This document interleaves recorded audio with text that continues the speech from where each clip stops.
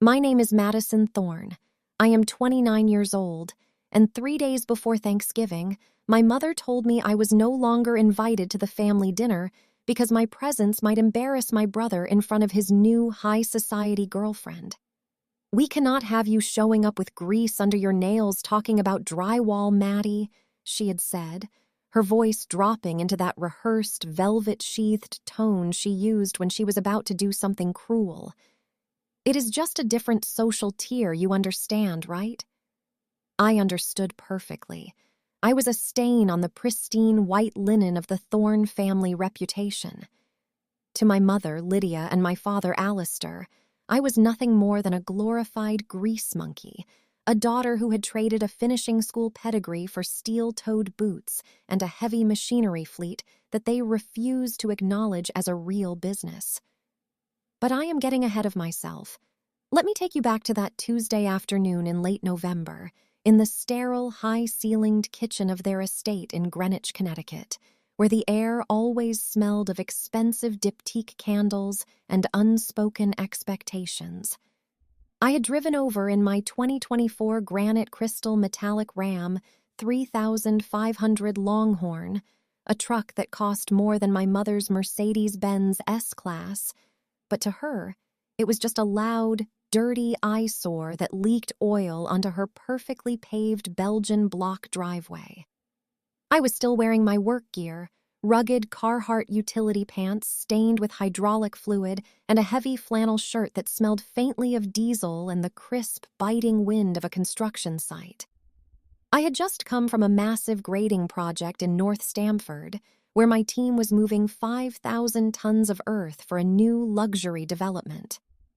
My hands were rough, my cuticles stained with the stubborn black residue of heavy-duty engine grease that no amount of industrial soap can ever truly erase, and I was exhausted in the way only physical labor can satisfy. I had stopped by to drop off the vintage heirloom silver platter I had spent 4 hours polishing the night before, thinking I was contributing to the family tradition.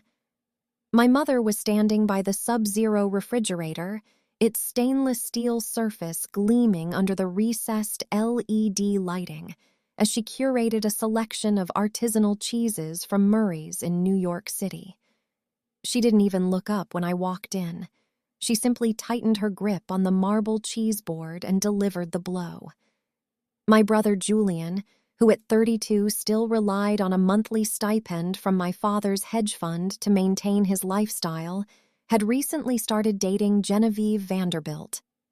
The name carried a weight that made my parents dizzy with social ambition. To them, this was the ultimate achievement, a ticket into a tier of old money that even their successful Fairfield County lives hadn't quite reached.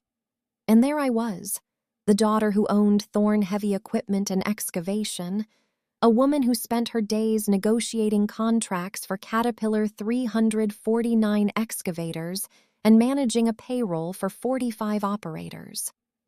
The contrast between us was a chasm that had opened when I was 18 and refused to apply to Yale, opting instead to take the small inheritance my grandfather had left me and buy a used, rusted-out backhoe. My mother had wept as if I had joined a cult. She wanted a daughter who curated art or planned galas at the Met, not someone who could strip an engine or calculate the load-bearing capacity of a retaining wall. During that Tuesday encounter, the injustice of it burned in my throat like the exhaust of a cold-started diesel engine. I looked at her, standing there in her $1,000 cashmere sweater, and I realized she didn't see the woman who had built a $12 million company from nothing. She saw the 8-year-old girl who liked to play in the dirt, and she was ashamed of her. Now, let me take you back to my reality, away from the manicured lawns of Greenwich. My world is one of iron and grit, of vibrating earth and the rhythmic thrum of heavy machinery. My office is a converted warehouse in Bridgeport, where the rent is $24,000 a month and the coffee is always strong and bitter. On my desk sits a scale model of a Komatsu D475A bulldozer, a reminder of the first big contract I ever won. My life is measured in cubic yards and man-hours, in the precise roar of a 2023 Peterbilt 389 hauling a lowboy trailer down I-95. I know the cost of a gallon of off-road diesel to the third decimal point, $3.89 as of this morning, and I know the sound of a failing turbocharger before the sensors even pick it up. I have earned every cent I have through sweat and calculated risks, while Julian has spent his life polishing his accent and picking out the right pocket squares for garden parties. The unfairness of my mother's exclusion wasn't just about the dinner, it was the erasure of my identity. She had spent a decade telling our relatives that I was in property management, a vague lie designed to hide the fact that I spent my days in a hard hat. Whenever Aunt Beatrice or the cousins from Palm Beach asked about me, my father would quickly change the subject to Julian's latest pretend venture in venture capital. I was the secret tucked away in the garage, the daughter who was too loud, too dirty, and too real for their curated world. I walked out of that kitchen without saying a word, the heavy silver platter left sitting on the granite island like a discarded relic. The sound of my work boots on their hardwood floors felt like a series of gunshots in the silence. I climbed into my truck, the leather seats cold against my legs, and sat there for a moment, gripping the steering wheel. My hands were shaking, not from fear, but from a cold, hard clarity. I looked at the grease under my nails, the very thing my mother found so repulsive. To me, that grease was a badge of honor. It represented the nights I stayed up until 3 a.m. fixing a blown hydraulic line so my crew wouldn't lose a day of work. It represented the integrity of building something with your own two hands. I started the engine, the 6.7-liter Cummins turbo diesel roaring to life with a deep, guttural growl that shook the very air in the driveway, and I backed out, leaving a faint puff of black smoke in the pristine Greenwich air. As I drove back toward my yard, passing the massive estates that all looked like versions of the prison I had just escaped, I felt a strange sense of relief. The tether had finally snapped. I was no longer striving for a seat at a table where I was expected to be a ghost. I thought about the Thanksgiving I had planned, the expensive catering I had already paid for, the $600 floral arrangements I had ordered to impress her. It was all a performance I was no longer required to give.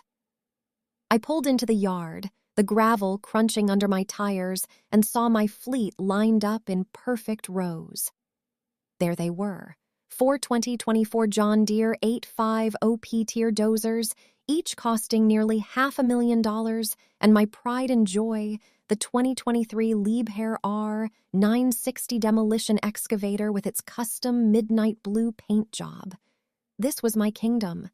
These machines didn't care about social tiers or Vanderbilt names. They only cared about the physics of the earth and the skill of the hand that guided them. I spent the rest of that evening in the shop, the smell of WD-40 and cold steel grounding me. I worked on the engine of an old 1998 Mack dump truck we kept for shorter hauls, losing myself in the mechanical logic of valves and pistons. There is a brutal honesty in machinery. It either works or it doesn't. You cannot lie to a torque wrench. You cannot charm a seized bolt into loosening. My father had built his wealth on the abstract movement of numbers on a screen, on the shifting winds of market sentiment. But I had built mine on things you can touch, things that move the world. As the sun set over the industrial skyline of Bridgeport, casting long orange shadows across the grease-stained concrete, I realized that the lack of an invitation was the greatest gift my mother had ever given me. She had officially declared that I didn't belong to them, which meant I finally belonged entirely to myself. But the sting of the contrast remained. I thought about the dinner they would have, the fine china, the $2,500 bottle of Chateau Margaux, the polite, hollow conversation about polo matches and summer rentals in the Hamptons. They would sit in that dining room, surrounded by oil paintings of ancestors who had actually worked for their money, and they would look at Genevieve Vanderbilt as if she were a goddess, while I was just 30 miles away, a daughter they were pretending didn't exist. The injustice of it felt like a heavy weight in my chest, a pressure that demanded to be released.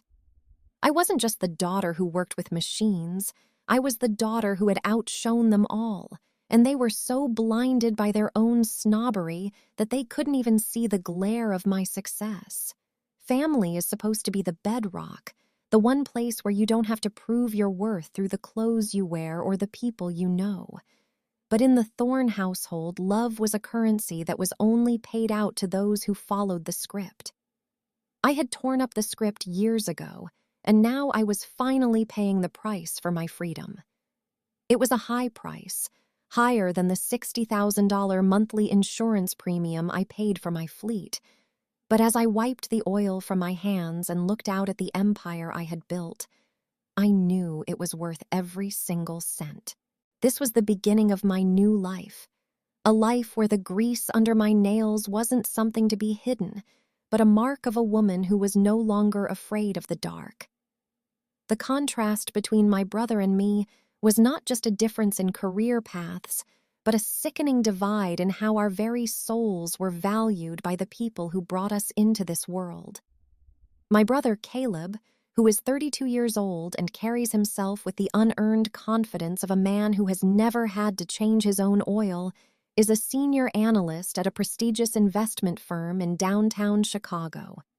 He spends his days in climate-controlled offices with panoramic views of Lake Michigan, wearing $950 Salvatore Ferragamo loafers that have never touched anything grittier than a plush office carpet or the polished marble of a high-end steakhouse. His hands are soft, his fingernails are manicured to a buffed shine, and his greatest physical struggle is a paper cut from a high-yield bond report. Meanwhile, I spend my 16-hour days in a pair of $180 Red Wing Heritage boots, the leather scuffed and permanently darkened by the iron-rich soil of Illinois construction sites. My office is a portable trailer parked on the edge of a $4.2 million site preparation project, where I manage a crew of 24 men and a fleet of heavy equipment that requires constant mechanical vigilance. I am Madison Thorne, and while my brother analyzes wealth, I am the one actually building the infrastructure that allows wealth to exist. Yet in the eyes of my parents, I am nothing more than the help who happens to share their last name. The financial disparity, orchestrated by the hands of my parents, Lydia and Alistair, was the most jagged pill to swallow. They live in a sprawling 5,200-square-foot estate in Lake Forest, a monument to old money and carefully curated appearances where the lawn is mowed to a precise 2.5 inches every Wednesday by a landscaping crew they treat with more respect than they treat me. They took great pride in paying off Caleb's $84,000 student loans from his years at Northwestern, ensuring he entered the professional world without a single shackle of debt around his ankles. They saw it as an investment in the Thorne legacy, a way to propel their golden boy into the upper echelons of Chicago's financial elite. For me, there was no such safety net.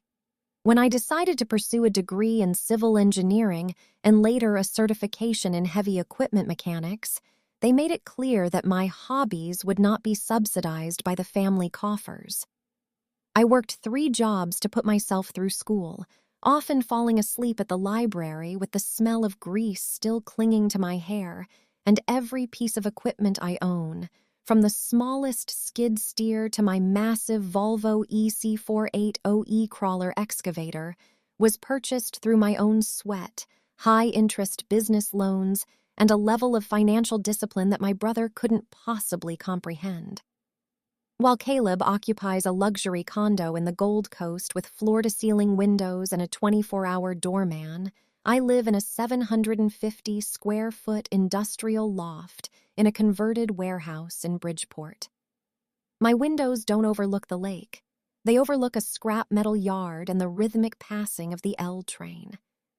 My home is a singular open space filled with the hum of a vintage refrigerator and the blueprints for my next project spread across a heavy oak table I built myself from reclaimed joists. There are no designer throw pillows or original oil paintings here, only the raw reality of a woman who has sacrificed every personal comfort to fuel the growth of thorn-heavy equipment and excavation. I drive a 2019 Ford F250 Super Duty in agate black with 114,000 miles on the odometer, a truck that is as much a mobile office as it is a vehicle. The interior smells of blueprint ammonia, stale black coffee, and the faint metallic tang of the tool chest I keep in the back. Every cent I earn, every profit margin I squeeze out of a grading contract goes directly back into the business, into maintenance, into payroll, into the next down payment for a piece of iron that will allow us to take on bigger, more complex jobs. I don't buy Ferragamo loafers because $900 represents 2 new tires for a dump truck or a month's worth of high-grade hydraulic fluid for my fleet. This realization hit me with a fresh wave of bitterness as I sat in my truck outside a job site, watching the rain turn the exposed clay into a thick, treacherous soup. I looked at my hands, which were cracked and dry despite the heavy-duty lotion I used, and I thought about Caleb's hands, which had probably never felt the biting cold of a steel wrench in mid-January. My parents viewed my life as a series of poor choices rather than a testament to grit and entrepreneurship. To them, my F250 was just a dirty truck, not a machine that had hauled the weight of my dreams across 5 different states. They didn't see the $4.2 million project I was currently overseeing, a complex drainage and foundation preparation for a new medical complex, as a significant achievement. In their world, success was measured by the softness of your collar and the prestige of your social invitations, not by the amount of earth you moved or the number of families you kept employed through a harsh winter. The injustice was a constant, low-frequency hum in my life, a reminder that the social tier my mother spoke of was a barrier built of their own snobbery and Caleb's pampered incompetence. I remembered a dinner from 6 months ago, the last time I had bothered to show up at the Lake Forest estate before the Thanksgiving snub. Caleb had spent 45 minutes complaining about the stress of his bonus structure while sipping a 30-year-old scotch that cost more than my weekly grocery budget. My father had listened with rapt attention, nodding solemnly as if Caleb were a war general describing a difficult campaign. When I tried to mention that I had just secured a contract with the Department of Transportation to clear the debris from a major bridge collapse, my mother had simply sighed and asked if I could please wash my hands again because she thought she saw a smudge of dirt on the linen napkin. It wasn't just that they didn't care. It was that they were actively repulsed by the reality of my labor. They wanted the fruits of industry, the sturdy roads, the heated homes, the sprawling hospitals, but they wanted to pretend that people like me didn't have to get our hands dirty to provide them. Caleb was the mask they wore to the world, and I was the unsightly muscle beneath it that they desperately wanted to hide. The sheer volume of the inequality between us was staggering when laid out in cold, hard numbers. Caleb had been given a $200,000 head start in life through tuition, housing, and debt relief, and yet he still called our father when his Italian sports car needed a new transmission. I had started with a negative balance and a chip on my shoulder the size of a Caterpillar D11 blade. My life was a series of calculated risks and physical exhaustion, a constant battle against weather, mechanical failure, and the patronizing glances of men who didn't think a woman belonged in the operator's seat of a 60-ton machine. I lived in 750 square feet of echoing industrial space so that my business could occupy 40,000 square feet of yard space. I drove a high-mileage truck so that my operators could drive brand-new equipment with the best safety features available. I was building an empire of iron and steel, while my brother was building a house of cards made of spreadsheets and social standing. Yet I was the one being told I wasn't good enough for the Thanksgiving table. The silence of my loft at night was often filled with the mental math of survival. I would sit with my laptop, tracking the fluctuating price of steel and the rising cost of workman's comp insurance, while Caleb was likely at a rooftop bar in the Loop, charging $300 bottles of champagne to a company card. The unfairness of it wasn't about the money itself. I made more than enough to live comfortably if I chose to stop reinvesting. It was about the fundamental lack of respect for the character it takes to build something from the ground up. My parents had traded their daughter's dignity for a chance to brag about a Vanderbilt connection, proving that their love was conditional on a set of aesthetics I had long ago rejected. As I looked at the grease-stained Red Wing boots by my door, I realized that those boots had walked through more reality in a single day than Caleb's Ferragamos would in a lifetime. I was Madison Thorne, a woman who knew the weight of the world because I was the one moving it. And if that made me a grease monkey in the eyes of my family, then I would wear that title with more pride than they had ever felt in their lives. The 114,000 miles on my Ford were not just a measure of distance.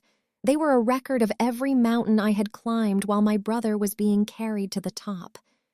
I was tired of being the secret, tired of being the disappointment.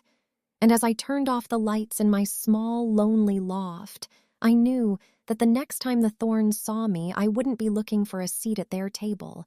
I would be the one deciding who was worthy of sitting at mine. Family is supposed to be the one place where your worth isn't a commodity. But in the Lake Forest estate, I was a devalued asset, and it was finally time to liquidate my emotional investment in people who were too poor in spirit to see the wealth of the woman I had become. The final betrayal did not happen in the shadows or behind closed doors, but under the suffocating brilliance of the crystal chandeliers at the Peninsula Hotel in downtown Chicago during the Thorne family's annual pre-Thanksgiving gala. I am Madison Thorne, and at 29 years old, I realized that the people who shared my DNA were more interested in the fiction of their social standing than the reality of my existence. I had arrived at the hotel directly from a drainage site in Naperville, having spent 40 minutes in the back of my Ford F250, scrubbing the grease from my knuckles with industrial-grade pumice soap and changing into a charcoal wool coat that I hoped would mask the lingering scent of diesel that seems to live in my pores. I wasn't there to stay or to beg for a seat at their table, but rather to perform one last duty of a daughter who still, perhaps naively, wanted to be seen. I was carrying a heavy, velvet-lined box containing a 1960s vintage Longines flagship watch, a $1,200 timepiece I had tracked down through a specialized dealer in London, because I knew my father, Alistair, valued the history of craftsmanship, or at least the appearance of it. The lobby of the Peninsula was a sensory overload of wealth, smelling of expensive white lilies and the sharp, metallic tang of the cold wind blowing off the lake. As I moved toward the private ballroom, the sound of my sensible leather boots, not my work boots, but still sturdier than the spindly heels of the women floating across the marble, felt like a rhythmic intrusion. I reached the entrance of the gala, where the air was thick with the scent of $500 an ounce perfumes and the hum of 300 people discussing hedge funds and winter rentals in Aspen. I didn't want a scene, so I stayed near the periphery, weaving through the clusters of silk and tuxedos toward table 14, where I knew the Thorne inner circle would be anchored. I saw them before they saw me, framed by a massive floral arrangement of hydrangeas and those cloyingly sweet lilies that always seem to signal a funeral or a high society ambush. My brother Caleb was the center of gravity, leaning back in his chair with a glass of crystal-clear gin in his hand, his $950 Ferragamos tucked neatly under the white linen-covered table. He was holding court with Genevieve Vanderbilt's parents, the very people my mother had deemed too important for me to encounter. I stopped just short of the table, shielded by a large decorative pillar, intending to wait for a lull in the conversation to set the gift down and slip away. But then I heard my name. Caleb was laughing, that practiced, hollow sound he used when he was trying to charm someone he considered an equal. Genevieve's father, a man who looked like he had been carved out of granite and old money, asked something about the other Thorne child, and Caleb didn't even hesitate. "Oh, Maddie is currently away on a soul-searching trip through the Pacific Northwest," he said, his voice dripping with a casual, polished deceit that made my stomach turn. He told them I was seeking clarity in the mountains because the truth, that his sister was currently managing a $4.2 million site preparation project and spent her afternoons operating a 60,000-pound Caterpillar 320 excavator, was a reality he was too ashamed to utter. He couldn't bear the thought of admitting that a Thorne earned her living with her hands, moving the very earth that these people looked down upon from their penthouses. He traded my hard work and my success for a lie about a spiritual retreat because a soul searcher was a romantic eccentricity, while a heavy machinery owner was a social liability. The most cutting blow, however, didn't come from my brother, whose shallow nature I had long ago made peace with, but from my mother. Lydia sat there, her hair a perfect silver helmet, sipping a $24 signature cocktail adorned with a single hand-carved ice sphere. She nodded in agreement with Caleb's lie, her eyes briefly scanning the room as if checking for any leaks in their carefully constructed dam of reputation. "It is better this way," she added, her voice cool and clinical, as if she were discussing a piece of furniture that no longer matched the decor. "Madison doesn't really fit the aesthetic of our family anymore. She's always been difficult to place in these settings." The word aesthetic hit me harder than any physical strike could have.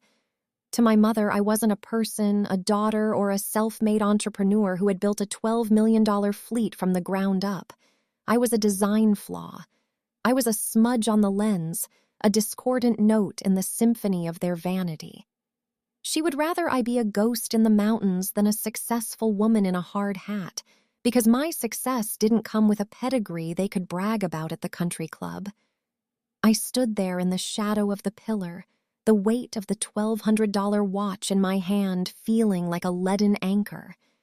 The injustice of it was a physical pressure in my chest, a roar louder than any engine I had ever throttled. I looked at my hands, which I had scrubbed until they were raw, and I realized that I was trying to clean myself for people who would never see me as anything but dirty.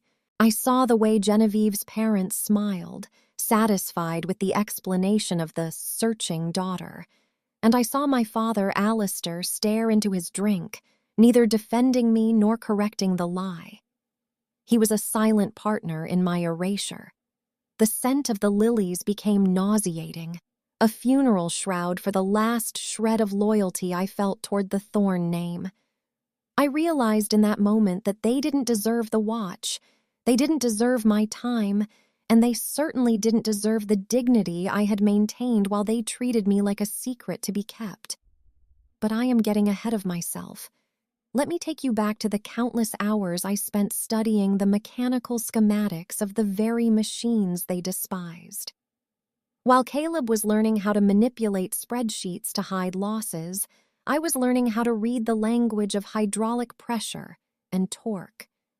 I knew how to take a Caterpillar C7.1 engine apart and put it back together in the dark, and I knew how to navigate a site through a torrential downpour while keeping my crew safe. My life had more substance in a single afternoon than my brother's had in 32 years. Yet here they were, treating my existence as an inconvenient truth. The contrast was a jagged line through my heart. I was the one providing jobs, building the very foundations of the city they lived in, and they were ashamed of me because I didn't wear the right shoes or talk about the right charities. I didn't step forward. I didn't cause the scene they were so terrified of. Instead, I did something much more permanent. I slowly turned away from the table, the velvet box still clutched in my hand, and walked back through the gala. No one looked up. No one noticed the girl in the charcoal coat because I didn't possess the aesthetic that demanded their attention. I walked past the mahogany bars and the string quartet playing softly in the corner, out through the heavy brass doors of the peninsula and into the biting November air. The wind felt like a benediction, clearing the cloying scent of lilies from my lungs. I walked to my 2019 Ford F250, the one with 114,000 miles of hard-earned travel, and I threw the watch box into the passenger seat where it belonged, next to a pile of dirty blueprints and a spare set of work gloves. As I started the engine, the familiar rumble of the diesel motor felt like a conversation with an old friend, an honest sound in a world built on expensive lies. I sat there for a moment, the glow of the dashboard lights illuminating the dust on the steering wheel, and I thought about the moral of the life I had chosen versus the life they had tried to force upon me. Family is not about the blood that flows through your veins. It is about the respect and the recognition of who you are at your core. The Thorns were a group of strangers who happened to share a lineage, but my real family was back at the yard. The operators who looked to me for leadership, the mechanics who trusted my judgment, and the machines that never asked me to be anything other than the woman who knew how to master them. I realized that the different social tier my mother spoke of was one I had no interest in climbing. If their tier required the sacrifice of one's identity and the betrayal of one's own flesh and blood for the sake of an aesthetic, then they were the ones who were truly impoverished. I drove away from the peninsula, the lights of the city blurring into a streak of gold and red, and I didn't look back in the rearview mirror. I had $1,200 worth of vintage machinery in the seat next to me, and for the first time in my life, I knew exactly what to do with it. I would sell the watch and use the money to buy a new set of hydraulic hoses for the Cat 320, the very machine Caleb was too ashamed to mention. I would pour every ounce of that family money back into the iron that had never lied to me. My name is Madison Thorne. I am 29 years old, and I am the owner of a heavy machinery fleet that moves mountains. If that doesn't fit the aesthetic of a Thorne, then I will simply have to build a new aesthetic entirely, one made of steel, grit, and the unapologetic pride of a woman who knows exactly what her hands are worth. The gala would continue, the champagne would flow, and the lies would be told. But I was finally out of the room, and the silence of my departure was the loudest thing I had ever said. Family isn't who you're born to. It's who stays when the grease is under your nails and the world is looking the other way. And as I pulled onto the highway, heading back toward the Bridgeport loft, I knew I was finally going home to a life that was entirely, beautifully, and authentically my own.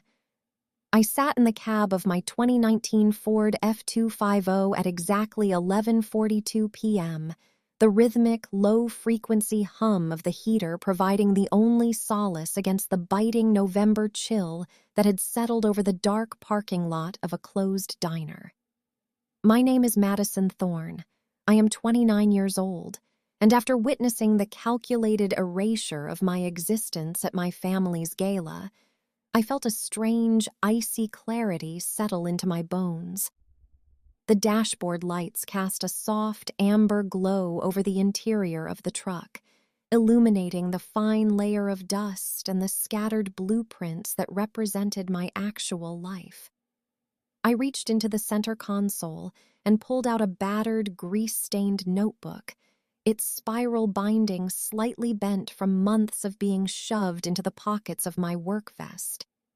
This notebook usually held hydraulic fluid specifications, soil density calculations, and the raw data for bid estimates, but tonight, it would hold the autopsy of a relationship.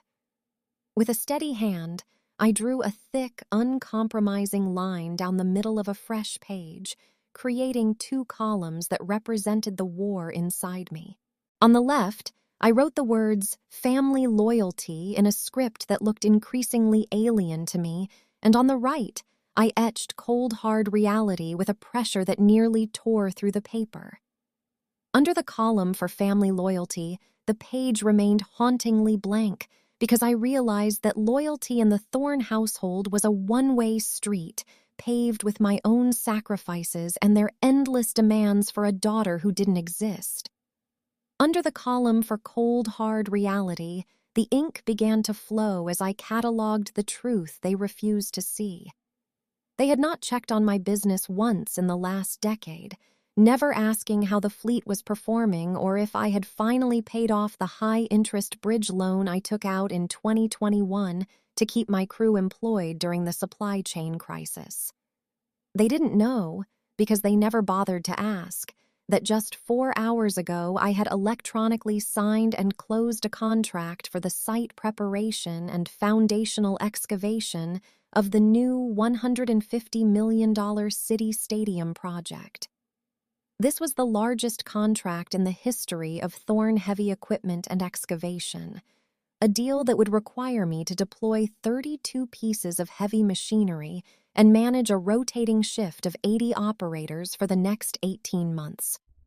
It was a career-defining achievement that placed me among the top tier of infrastructure contractors in the tri-state area, yet to my parents and my brother Caleb, I was still just the girl who smelled like diesel and couldn't be trusted around a Vanderbilt. I sat there staring at the grease stains on the page, realizing that these marks were more honest than any word my mother had spoken at the Peninsula Hotel. My father, who prided himself on his supposed business acumen, had never once asked to see my profit and loss statements or visited my yard in Bridgeport to see the $12 million empire of iron I had assembled. They were so blinded by the superficiality of Caleb's senior analyst title and his $950 loafers that they couldn't even fathom that their daughter was moving the literal foundations of the city. The injustice of it was a bitter taste in the back of my throat, more caustic than the exhaust of an idling engine. I realized then that the old proverb was wrong for people like us. Blood isn't thicker than water. It is just much harder to clean up once it has been spilled across the white linen of a family reputation. My brother had stood there and lied to Genevieve Vanderbilt's parents, painting me as some wandering, soul-searching transient because he was too fragile to admit his sister had more grit in her fingernails than he had in his entire pampered body. He was ashamed of the very thing that made me strong, and my parents had nodded along to the lie because a daughter on a spiritual retreat was an aesthetic they could manage, while a daughter in a hard hat was a reality they found repulsive. The moral of my story was becoming as clear as the midnight sky above the industrial silhouettes of the city. Family isn't about the name on your birth certificate. It is about who stays in the trenches with you when the machines break down and the rain won't stop falling. I had spent years seeking a seat at a table that was built on my silence, a table where I was expected to swallow my achievements and hide my scars so as not to disturb the delicate sensibilities of people who had never done a day of real work in their lives. I was done being the secret, the disappointment, and the ghost. I looked at the vintage watch still sitting in its velvet box on the passenger seat, a $1,200 peace offering for a man who didn't even have the courage to defend my name when his son erased me in a room full of strangers. I realized that by buying that gift, I was still trying to buy their approval, still hoping that if I showed enough success in a way they understood, they might finally look at me with pride. But you cannot buy sight for people who are determined to be blind. I reached out and turned the key in the ignition. The 6.7-liter Cummins turbo diesel roaring to life with a visceral mechanical honesty that seemed to mock the polite string quartet I had heard at the gala. The vibration of the engine traveled through the steering wheel and into my palms, grounding me in the reality of what I had built. My life was not a soul-searching trip. It was a mission of construction and resilience. I had built a legacy of steel and soil, while they had built a museum of vanity and lies. As I pulled out of the parking lot and onto the empty highway, heading back toward the yard where my machines stood like silent guardians of my future, I felt the weight of their expectations finally fall away. I decided in that moment to stop trying to fit into a social tier that valued a Vanderbilt name over a job well done. I was Madison Thorne, and if I didn't fit the aesthetic of their family, then I would simply be the architect of my own. I thought about the stadium project, the massive scale of the excavation, and the hundreds of thousands of cubic yards of earth I would move. I would be out there in the mud and the cold, directing the flow of iron, while Caleb would be sitting in a climate-controlled office, moving numbers that didn't actually exist to impress people who didn't actually care about him. The contrast was no longer sickening. It was empowering. I possessed a wealth they couldn't quantify, the wealth of knowing exactly who I was and what I was capable of.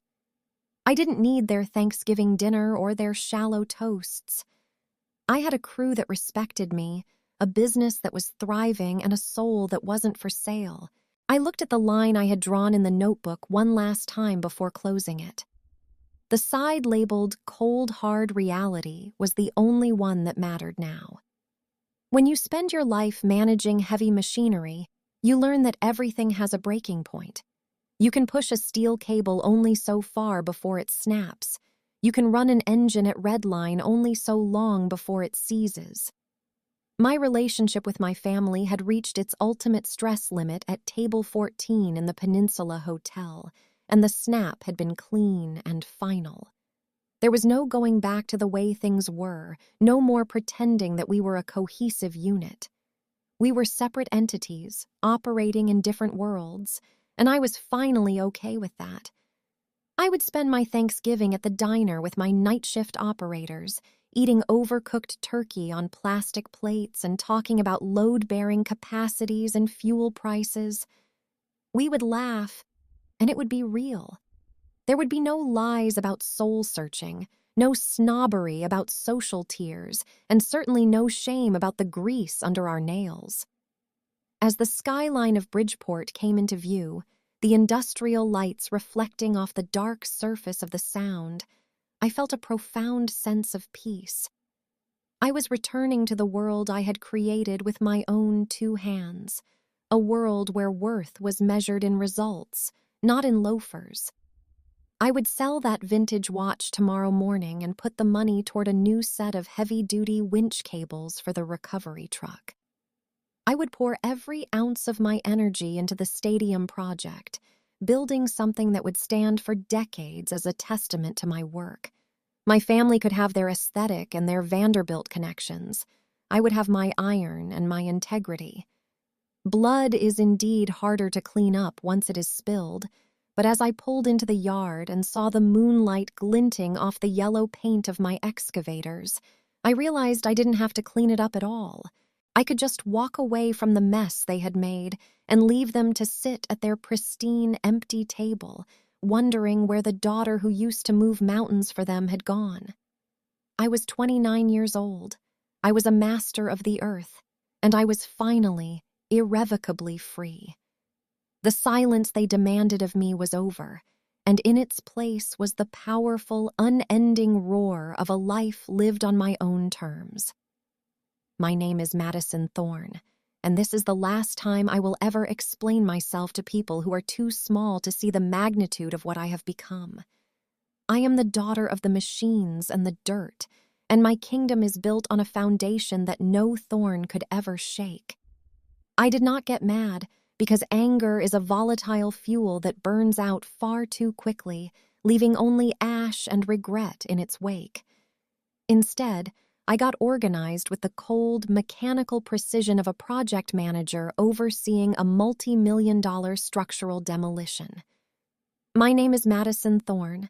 I am 29 years old, and after hearing my family erase my life at the Peninsula Hotel Gala to preserve their hollow social aesthetic, I realized that the only way to deal with people who value appearances over substance is to present them with a reality so undeniable it shatters their curated illusions. On the Monday morning following that night of betrayal, I didn't head to the job site to operate my Liebherr excavator. Instead, I drove my black Ford F250 to a sleek, glass-fronted office building in the West Loop to meet with my lead auditor and financial strategist, Marcus Thorne, no relation, though he had more integrity in his pinky finger than my brother Caleb had in his entire body. Marcus's office was a sanctuary of high-stakes mathematics and absolute discretion, smelling of expensive roasted espresso beans from the Jura machine in the corner and the faint, dry scent of old parchment and high-bond paper that had been handled by serious people. We spent 4 grueling hours sitting at his polished mahogany conference table, the morning light filtering through the floor-to-ceiling windows and illuminating the fine particles of dust dancing in the air as we meticulously went over a decade's worth of bank statements, investment portfolios, and corporate ledgers. Marcus sat across from me, his tailored charcoal suit jacket draped over the back of his chair and his sleeves rolled up, his eyes moving behind thin-rimmed glasses with the predatory focus of a man who could find a missing penny in a billion-dollar treasury. I had brought the heavy artillery with me, my company's tax returns for the fiscal year 2023, which showed a net profit of $1.8 million after expenses, payroll for my 45 employees, and the massive reinvestment into new equipment. But the real leverage, the piece of information that felt like a loaded weapon in my hands, was a thick, notarized document buried at the bottom of my briefcase, the deed to the historic 6-story brick industrial building on North Franklin Street. What my parents and Caleb didn't realize, because they had never once bothered to look at the portfolio of Thorne Holdings, was that I hadn't just been buying yellow iron and dump trucks. I had been quietly acquiring commercial real estate under an anonymous LLC. The building on North Franklin Street was a prime piece of Chicago architecture that I had purchased through a distressed sale 3 years ago and meticulously renovated using my own crews and equipment. More importantly, that very building was the current headquarters for the investment firm where Caleb worked as a senior analyst, meaning that my grease monkey hands technically owned the roof over my brother's head and the floor beneath his $950 Ferragamo loafers. I watched as Marcus stamped the final verification on the documents, the rhythmic thud of the ink pad sounding like a drumbeat in the quiet room, and I felt a surge of cold, hard satisfaction. I took all the documents, the tax returns, the property deeds, the lease agreements that bore Caleb's firm's name, and slid them into a black leather Toomey folder, the texture of the grain under my fingertips feeling like the armor I was finally putting on. But I wasn't finished with the evidence of their betrayal. I needed the visual proof to ensure there was no way for them to gaslight me or rewrite the history of that night. I had spent a considerable amount of money and a few significant favors to obtain the high-definition CCTV footage from the Peninsula Hotel's private ballroom, specifically the feed from the camera positioned directly above table 14. I pulled it up on my laptop in Marcus's office, the blue light reflecting in his glasses as we watched the scene unfold in silent, chilling clarity. There they were. My mother, Lydia, looking regal in her silk gown, my father, Alistair, looking stoic and detached, and Caleb, leaning in with that practiced, predatory charm to tell the Vanderbilt family the lie that I was away on a soul-searching trip. I watched the exact moment my mother nodded, her lips moving to deliver the line about me not fitting the family aesthetic, and I saw the casual way they laughed while I stood just 20 feet away, hidden by a pillar, holding a gift they didn't deserve. I exported the file to a secure encrypted drive and tucked it into the pocket of the To Me folder, knowing that this was the final nail in the coffin of our relationship. The contrast between the room I was in now and the muddy job sites I usually occupied was staggering. Yet I felt more at home here with the facts than I ever did at a Thorne family dinner. While my family was busy performing for a social tier that would discard them the moment their bank accounts dipped, I was building a foundation of tangible assets and undeniable proof. Marcus looked up from the final spreadsheet, his expression unreadable, but his eyes gleaming with the respect one professional gives to another who has just won a war before the first shot was fired. "You realize, Madison," he said in his low, gravelly voice, "that once you present this, there is no going back to being the quiet daughter who fixes things in the garage." I looked at him, my jaw set and my mind as clear as the high-grade hydraulic fluid in a brand-new machine, and I told him that I had no intention of ever going back to a house where I was treated like a design flaw. I thought about the moral of this transition, the realization that dignity isn't something you're born with or something your parents give you, but something you build out of the truth and your own accomplishments. My family had tried to use my silence as a tool to maintain their vanity, but they had forgotten that silence can also be the sound of someone preparing for a total takeover. I wasn't just Madison Thorne, the daughter who operated a Caterpillar 320 excavator. I was a landlord, a multi-millionaire, and the architect of my own destiny. The black To Me folder on the table represented the cold, hard reality that I had once sketched in my notebook at 11:42 p.m. in the cab of my truck. It was a dossier of independence, a physical manifestation of every hour I had spent covered in grease and every night I had spent calculating margins while my brother was out drinking champagne on someone else's dime. As I left Marcus's office and walked toward the elevator, the weight of the folder in my hand felt substantial and grounding. I walked out into the crisp Chicago air, the wind whipping around the corners of the skyscrapers, and I didn't feel like the discarded daughter anymore. I felt like the owner of the city. I looked at the 2019 Ford F250 parked at the curb, its rugged exterior a sharp contrast to the polished Mercedes and BMWs lined up in the valet area, and I smiled. My family wanted an aesthetic, but I was going to give them an education in the power of the people who actually move the earth. I knew the real cost of their betrayal now. It wasn't just the loss of a daughter, but the loss of the only person in their lives who actually knew how to build something that lasted. I drove toward my yard in Bridgeport, the engine of my truck humming a steady, reliable tune, and I began to plan the delivery of my gift. It wouldn't be a vintage watch this time. It would be a revelation. I would let them have their Thanksgiving, let them play their games of social hierarchy and Vanderbilt connections for just a little while longer. I would let them believe their lies were safe and that I was somewhere in the mountains of the Pacific Northwest seeking a soul I had never lost. But when the time was right, I would lay that black leather folder on their table, and I would watch as the aesthetic of the Thorne family crumbled under the weight of the truth. Family is who stays when the truth comes out, and I was about to find out if there was anyone left in that Lake Forest estate who was worthy of the name. As I pulled into the gravel lot of my company and saw the rows of yellow machinery glinting in the afternoon sun, I knew that no matter what happened next, I had already won. I had the deeds, I had the profits, and most importantly, I had the footage of who they really were when they thought I wasn't looking.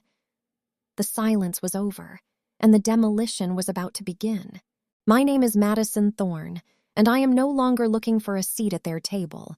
I am the one holding the lease. The so-called redemption dinner was held on a crisp Sunday evening at my parents' sprawling 5,200 square foot estate in Lake Forest, an event they had orchestrated with the desperate, clawing precision of people trying to secure a social foothold that was rapidly eroding beneath them. There were 42 guests present, a carefully curated collection of Chicago's self-proclaimed elite, including board members from local charities, partners from major law firms, and of course, the Vanderbilt family, who were the glittering prize at the center of this elaborate performance. My mother had spared no expense, having the evening catered by a private firm for a staggering $6,500, with a menu featuring Wagyu beef tenderloin and truffle-infused risottos that smelled of earth and arrogance.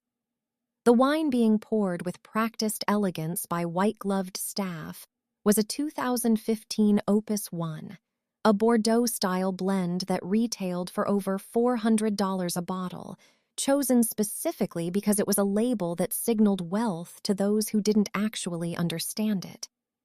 I am Madison Thorne, and as I pulled my 2019 Ford F250 up to the Belgian block driveway, the rumble of my diesel engine felt like a war cry against the muted hum of the German luxury sedans lined up like obedient soldiers. I didn't enter through the side door or the kitchen as I had been expected to do for the last decade. Instead, I walked through the massive mahogany front doors at exactly 7:15 p.m., the precise moment when the first course had been cleared and the room was buzzing with the hollow chatter of people who traded in rumors and reputations. I wasn't wearing my Red Wing boots or my oil-stained Carhartts. I was dressed in a $3,000 bespoke charcoal suit crafted from Italian wool that fit me like a second skin, paired with crisp white cotton and a pair of polished black Oxfords that clicked with lethal intent on the limestone floors. I looked like a shark that had just glided into a pool of unsuspecting goldfish, and the sudden, suffocating silence that swept across the dining room was the most satisfying sound I had ever heard. My mother's glass of Opus 1 paused halfway to her lips, her eyes widening as she took in the sight of the daughter she had told everyone was away on a soul-searching trip in the Pacific Northwest.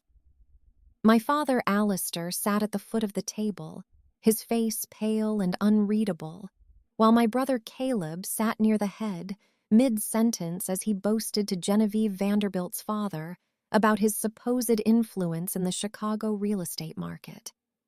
Caleb was leaning back, the candlelight glinting off his $950 loafers, explaining with nauseating confidence how his firm was the primary driver of development in the West Loop, and how he personally oversaw the strategic direction of their most prestigious assets. He didn't see me until I was standing directly behind him, a shadow cast by the very reality he had tried to erase. I didn't offer a polite hello, I didn't apologize for my intrusion, and I didn't acknowledge the gasps of the aunts and cousins who had spent years treating me like a charity case. I walked with slow, deliberate steps to the head of the long mahogany table, moving past the expensive floral arrangements of white lilies that still smelled like the betrayal at the Peninsula Hotel, and I stopped beside my father. He had placed his $14,000 Patek Philippe Calatrava watch on the table next to his wine glass, a habit he had when he wanted to subtly remind everyone that his time was more valuable than theirs. Without a word, I reached into my coat and pulled out the black leather To-Me folder, the one containing the cold, hard reality of the Thorne family legacy, and I placed it directly on the white linen, right next to that gleaming gold watch. The folder felt heavy, a physical manifestation of the $1.8 million in net profit, the property deeds, and the encrypted drive that held the footage of their shame. I looked down at the table, seeing the contrast between the delicate china and the brutal weight of the truth I had brought to their doorstep. My name is Madison Thorne. I am 29 years old, And I realized in that moment that the moral of my existence was never about gaining their approval, but about surviving their dismissal. Family is not a safety net when the people holding the ropes are the ones trying to trip you. Family is the person who builds their own foundation when the one they were given is made of sand and lies. I stood there, my hands resting on the edge of the table, the grease under my nails completely gone, but the strength they had earned still humming in my veins. Caleb had frozen, his mouth slightly open, the lie about my soul-searching trip dying in his throat as he looked at my suit, my stature, and the folder that looked like a death warrant for his reputation. The room was so quiet I could hear the rhythmic ticking of my father's Patek Philippe and the faint crackle of the wood in the fireplace. My mother finally found her voice, though it was thin and brittle, a sharp contrast to the velvet tone she used when she was in control. "Madison, what on earth are you doing here?" she whispered, her eyes darting toward the Vanderbilts to see if they noticed the cracks in the Thorne aesthetic. I didn't look at her. I kept my gaze fixed on my father, the man who had sat in silence while my brother erased me. I told him that I had brought him the update on my business he had never bothered to ask for, and that since Caleb was so interested in real estate influence, I thought the family should know exactly who was influenced by whom. I saw Caleb's hand twitch near his glass, his face flushing a deep, embarrassed crimson as the guests began to whisper. They saw a woman who didn't look like a grease monkey. They saw a woman who looked like she owned the building they were sitting in, and for the first time in my life, I felt the power of being the most dangerous person in the room. But I'm getting ahead of myself. Let me take you back to the 4 hours I spent with Marcus, the auditor who helped me weaponize my success. We had documented every lease payment Caleb's firm had made to my anonymous LLC over the last 18 months, payments that totaled nearly $750,000 in rent for the very office space where he sat and pretended to be a titan of industry. I had the records of the $84,000 student loan my parents had paid off for him, contrasted against the $0 they had contributed to the $12 million fleet that was currently clearing the way for a $150 million stadium. The injustice was no longer a weight I had to carry. It was a weight I was about to drop on them. I looked at Genevieve Vanderbilt and her parents, who were watching this drama unfold with a mixture of horror and fascination, and I realized that the aesthetic my mother worshipped was a fragile glass ornament that I was currently holding over a concrete floor. I reached out and flipped the folder open, exposing the first page, the deed to the North Franklin Street building. I saw my father's eyes scan the document, saw the moment his brain registered the name of the holding company and the signature at the bottom. He looked up at me, his expression shifting from confusion to a dawning, terrible realization. Caleb, meanwhile, was trying to maintain a shred of dignity, stammering about how I was being dramatic and how this wasn't the time or place for business talk. I ignored him entirely, my focus remaining on the man who had failed to be a father. I told him that while he was busy polishing his reputation, I was busy buying the infrastructure of his son's career. I told him that the daughter who didn't fit the aesthetic was the one who was currently keeping his golden boy employed. Because if I decided to terminate the lease on that building tomorrow, Caleb's firm would be looking for a new home before the first snow fell. The contrast was sickeningly perfect. The analyst in his $950 loafers was living off the grace of the grease monkey in the charcoal suit. The moral of this confrontation was the finality of it. You cannot spend 29 years treating someone like a secondary character in their own life and expect them not to eventually write their own ending. I had spent my life in the mud and the grit, building a reality that was unshakable, while they had spent theirs in the clouds, building a fantasy that was about to evaporate. I looked at my mother, who was now clutching her pearls in a cliché of upper-class distress, and I realized I felt nothing for her. No anger, no sadness, only a cold, clinical observation of a woman who had traded her daughter for a seat at a table that was now collapsing. I was no longer Madison Thorne, the disappointment. I was Madison Thorne, the consequence. I had moved the earth beneath their feet, and they hadn't even felt the vibration until the ground opened up to swallow their pride. I took the encrypted drive from the folder and set it on top of the deed, the small piece of plastic looking insignificant against the expensive table, but it held the footage that would prove to everyone in that room that the Thornes were liars. I told them that the footage from the Peninsula Hotel was on that drive, and that if they ever mentioned my name again, or if Caleb ever uttered another word about his influence, I would ensure that every person in Chicago's real estate and social circles saw exactly how the Thorne family treated their own. I saw the fear in Caleb's eyes then, real, visceral fear that his Vanderbilt connection would vanish the moment they realized he was a fraud living in his sister's shadow. I didn't need to say anything else. The silence of the 42 guests was my standing ovation. I turned away from the table, leaving the folder and the drive right where they were, next to the $14,000 watch that couldn't stop the time from running out on their charade. I walked back through the dining room, past the Wagyu beef and the Opus One, out through the mahogany doors and into the cool night air. I climbed into my Ford F250, the leather seats a familiar comfort, and I started the engine.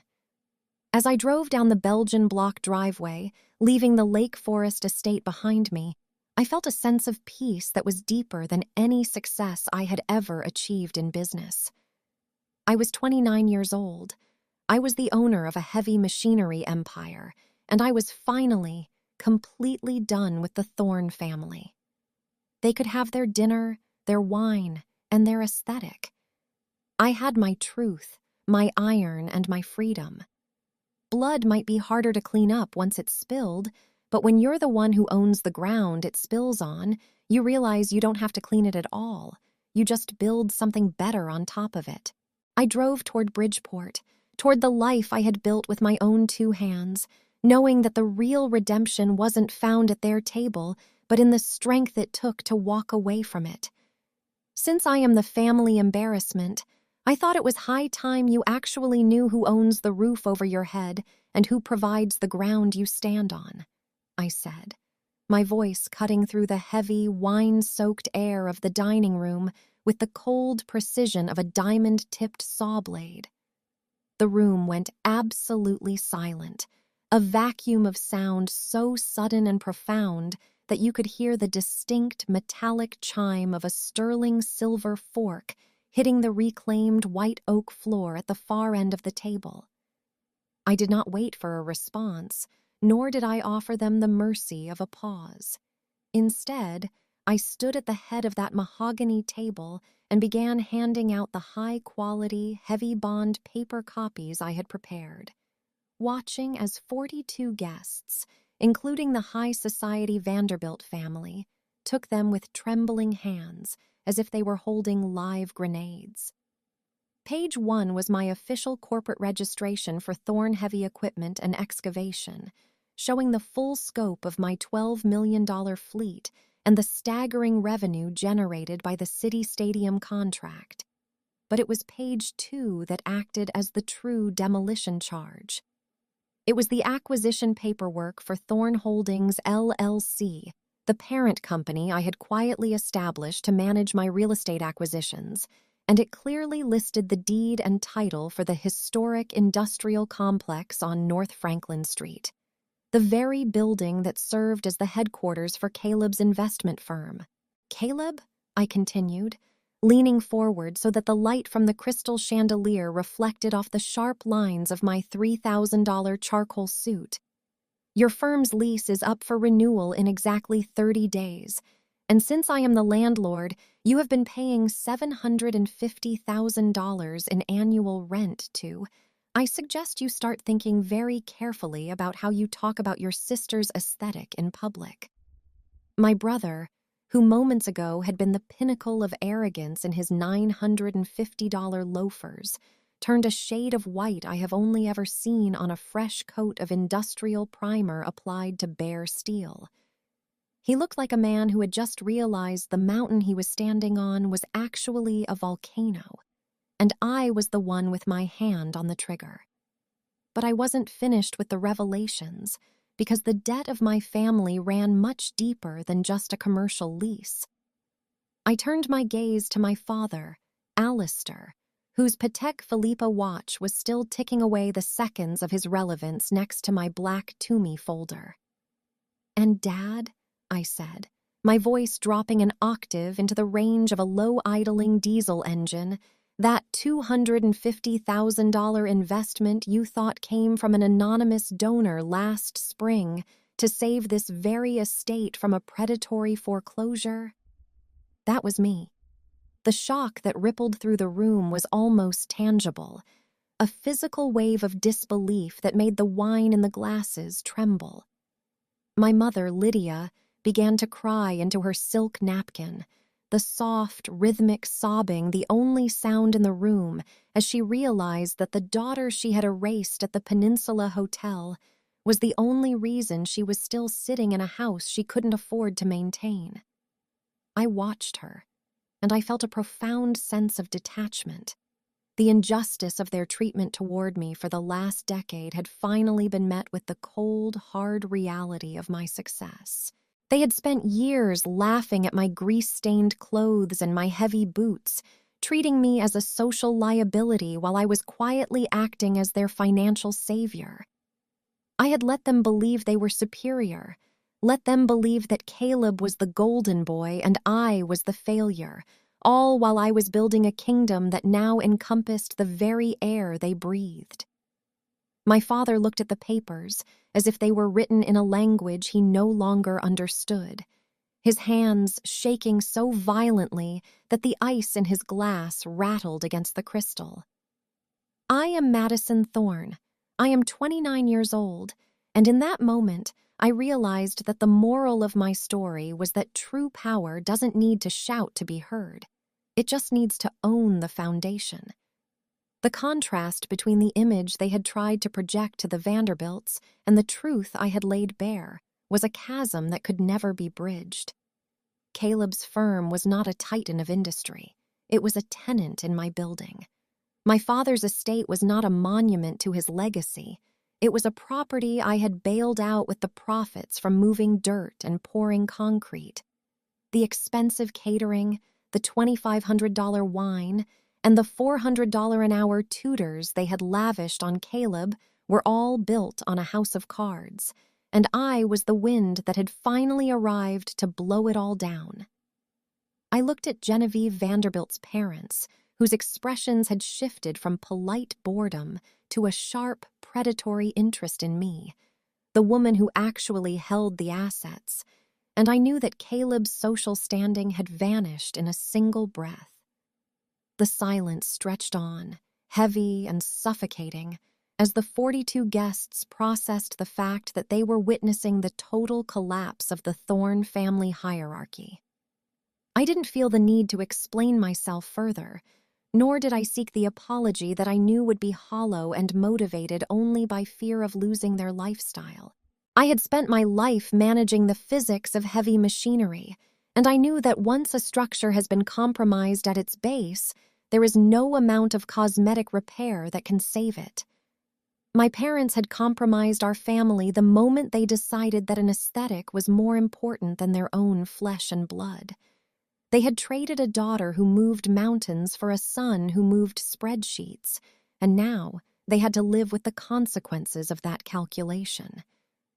I reached out and took my folder back, the leather cool and firm under my grip, and I looked at my brother one last time, seeing the ghost of the boy who used to high-five our father while they laughed at my dreams.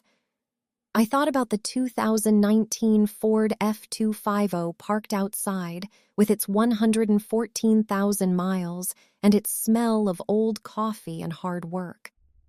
That truck was more of a home to me than this 5,200 square foot mansion would ever be.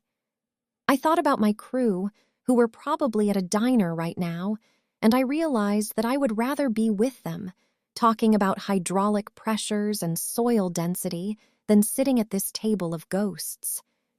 The beauty of my life was that it was built on something real, on iron, on steel, and on the unapologetic grit of a woman who knew her own worth.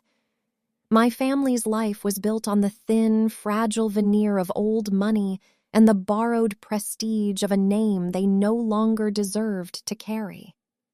I was the one who had survived the rain and the mud, and I was the one who was still standing when the lights went out on their performance. As I turned to leave, my boots clicking with a final, decisive rhythm on the hardwood, I heard my father try to speak my name, but the word broke in the middle, a jagged shard of a sound that he couldn't finish. I didn't stop. I walked through the foyer, past the expensive oil paintings of ancestors who probably would have been proud of the dirt under my nails, and out into the biting November night. The air was cold and clean, stripping away the cloying scent of lilies and the stale smell of expensive wine. I climbed into my truck, the 6.7-liter Cummins diesel engine roaring to life with a visceral, honest power that shook the very ground of the Lake Forest estate. I sat there for a moment, the headlights illuminating the Belgian block driveway, and I felt a sense of freedom that was absolute. I knew that tomorrow the phone calls would start. Caleb would beg for a lease extension. My mother would call with tearful apologies, and my father would try to negotiate a way to keep the estate. But the time for negotiations was over. I had spent 29 years being the daughter who didn't fit, and I was perfectly happy to spend the rest of my life as the woman they could never reach. I shifted the truck into gear and drove away, the gravel crunching under my tires like the sound of a debt finally being settled in full. Family is who stays when the truth comes out, and as I looked in the rearview mirror and saw the lights of the mansion fading into the distance, I knew I was leaving a house full of strangers. My name is Madison Thorne, and I am the owner of a heavy machinery fleet, a real estate empire, and most importantly, my own dignity. I moved the earth to find myself, and now that I have, I am never looking back. The silence at that dinner table was the last thing I ever needed to hear from them. It was the sound of a foundation finally settling into its true, unshakable place. I drove toward the city, toward the site of the new stadium, toward the future I had built with my own 2 hands, and for the first time in my life, I felt like I was exactly where I was meant to be. The throne was empty, and I had no interest in sitting on it. I had much more important things to build. The aftermath of that Sunday evening was handled with a cold, surgical precision that left no room for the messy, emotional negotiations my family surely expected. My name is Madison Thorne, and by the time the sun rose on Monday morning, the girl who had spent 29 years begging for a seat at the table had officially vacated the premises of their lives. I did not stay for the decadent $6,500 dessert course or the hollow, frantic apologies that began to pour out of my mother's mouth the moment she realized her lifestyle was tethered to the daughter she had tried to erase.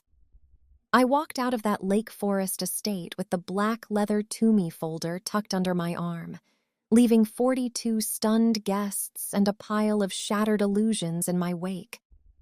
At exactly 8:00 a.m. the next morning, while sitting in the quiet, focused intensity of my office in Bridgeport, I sent a formal 3-paragraph email that effectively severed the financial arteries keeping the Thorne family reputation on life support. The email was carbon copied to my lead auditor, Marcus, and my legal counsel, stating in no uncertain terms that all family financial support, including the discretionary investment fund that maintained the Lake Forest estate and the subsidized commercial lease agreements for Caleb's firm, was terminated effective immediately. The fallout was swift and absolute, a mechanical failure of their social engine that they had no tools to repair. Without the anonymous $250,000 infusions I had been providing, the reality of my father's dwindling hedge fund became a public embarrassment rather than a private secret. The sprawling 5,200 square foot estate, with its Belgian block driveway and its manicured gardens that I had essentially bought back from the bank, was put on the market within 14 days. My parents, who once believed I didn't fit the aesthetic of their family, were forced to downsize to a 2-bedroom condo in a modest development in Naperville, a location that offered no prestige and no Vanderbilt neighbors. My mother's silk napkins and artisanal cheeses were replaced by the cold, hard math of a fixed income, a reality she found so offensive she stopped answering my calls. A silence I found to be the greatest gift she had ever given me. She had spent a decade telling people I was on a soul-searching trip, and now she was the one wandering through a smaller life, trying to find a version of herself that didn't depend on a daughter she was too ashamed to love. Caleb's descent was even more dramatic, a structural collapse that mirrored the very buildings he used to boast about influencing. When I formally declined to renew the lease for his firm on North Franklin Street, his partners finally looked into the books and realized that their senior analyst was the reason they were being evicted by their own landlord. The firm, unable to afford the skyrocketing rents of the West Loop without the insider discount I had been providing under my anonymous LLC, was forced to relocate to a much cheaper, cramped district near the airport. Caleb's $950 Salvatore Ferragamo loafers soon found themselves walking across stained industrial carpeting in a building that smelled of stale coffee and desperation. The Vanderbilt girl, Genevieve, vanished from his life 3 days after the redemption dinner. It turned out her family's interest in the Thorns was as superficial as the aesthetic my mother had tried so hard to protect. Caleb was left with his title and his ego, but without the foundation of my money and the roof of my building, he was just a man in an expensive suit with nowhere to go. I am Madison Thorne, and as I sit here now in my quiet, sun-drenched office in Bridgeport, looking out at the Chicago skyline that I am literally helping to build, I feel a sense of weightlessness that no amount of heavy machinery could ever replicate. My desk is covered in the blueprints for the new $150 million city stadium project, and through the window, I can see the distant yellow silhouettes of my fleet, the Caterpillar 320S and the Liebherr excavators, moving the earth to make room for something new. The contrast between my current peace and the chaotic vanity of the Lake Forest estate is the most profound measurement of my success. I am no longer a daughter seeking approval or a secret to be kept in the garage. I am the architect of my own empire, a woman whose worth is measured in cubic yards of moved earth and the loyalty of the 45 operators who call me boss. The moral of this journey is that blood is not a contract, and family is not an obligation to endure disrespect in exchange for a seat at a table that was never meant for you. I had to cut off the toxic branches of my family tree to ensure the roots of my own life could finally take hold in the soil I had worked so hard to claim. People often say that family is everything, but I have learned that family is only everything when it is built on the truth. The Thorns were a family built on appearances, a house of cards that required my silence and my grease-stained hands to stay upright, and the moment I stopped holding it up, it collapsed under its own weight.